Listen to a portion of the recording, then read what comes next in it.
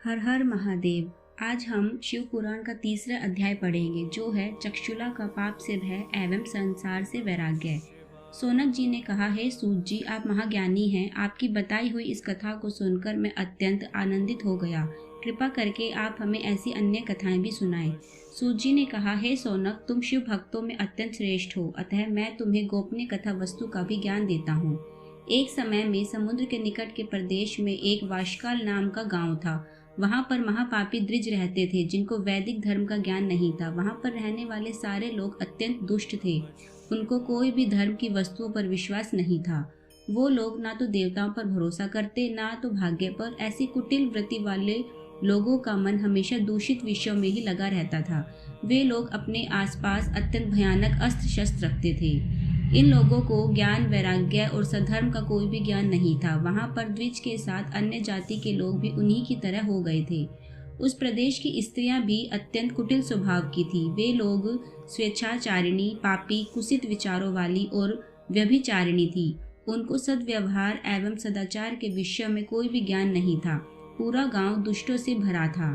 एक समय पर इस वालशकाल नाम के गांव में बिंदुक नाम का ब्राह्मण निवास करता था। वह भी अधर्मी, दुरात्म, महापापी था। उसकी पत्नी का नाम चक्षुला था। वह अत्यंत सुंदर थी। वह हमेशा उत्तम धर्म का पालन करती थी। फिर भी उसकी पत्नी को छोड़कर वह ब्राह्मण वैश्यगामी हो गया था। ऐसे ही उसके बहुत साल निकल गए।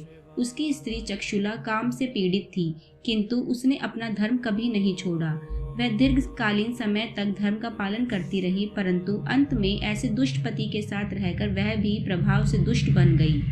ऐसे ही उन दोनों पति पत्नी का अधिकतर समय दुराचार में ही निकल गया। उसके बाद एक दिन वह दूषित बुद्धि वाले ब्राह्मण की मृत्यु हो गई और वह नरक में जा पहुंचा। उसने वहां बहुत समय तक नरक में दुख भोगे। तदनंतर उस दुष्ट ब्राह्मण विध्वम पर्वत पर भयंकर पिशाच हुआ और उसकी पत्नी चक्षुला उसके बाद बहुत समय तक अपने पुत्रों के साथ रही।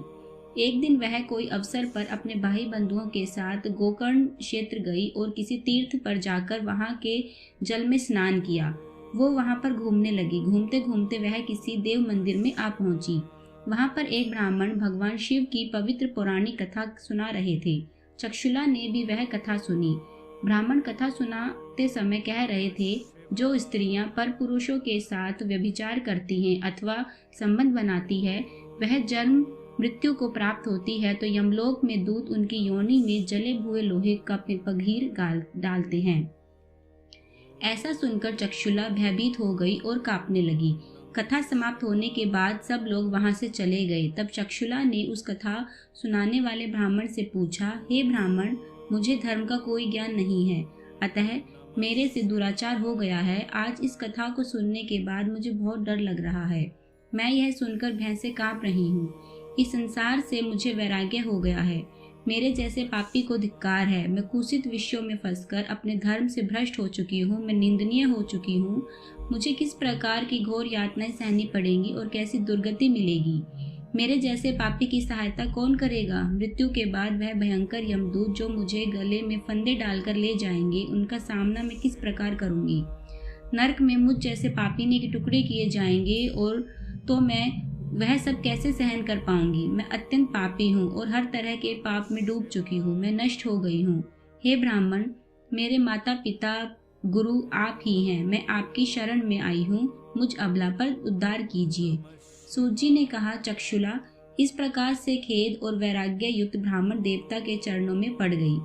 तब उस बुद्धिमान ज्ञानी ब्राह्मण ने उसे उठाया और कहा, बड़ी भाग्यशाली हो कि शिव पुराण के वैराग्य प्रदान करने वाली कथा को सुनकर तुम्हें समय पर भान हो गया। हे नारी, तुम चिंता मत करो, भगवान शिव की शरण में जाओ। भगवान शिव तुम्हारे समस्त पाप तुरंत समाप्त कर देंगे। यह कहकर ब्राह्मण चक्षुला को समस्त पापों को हरने वाली कथा तथा सुख एवं सद्गति देने वाली शिव पुराण कथा की महिमा का वर्णन करते हैं। इसी प्रकार शिव पुराण का तीसरा अध्याय भी समाप्त हुआ। हर हर महादेव।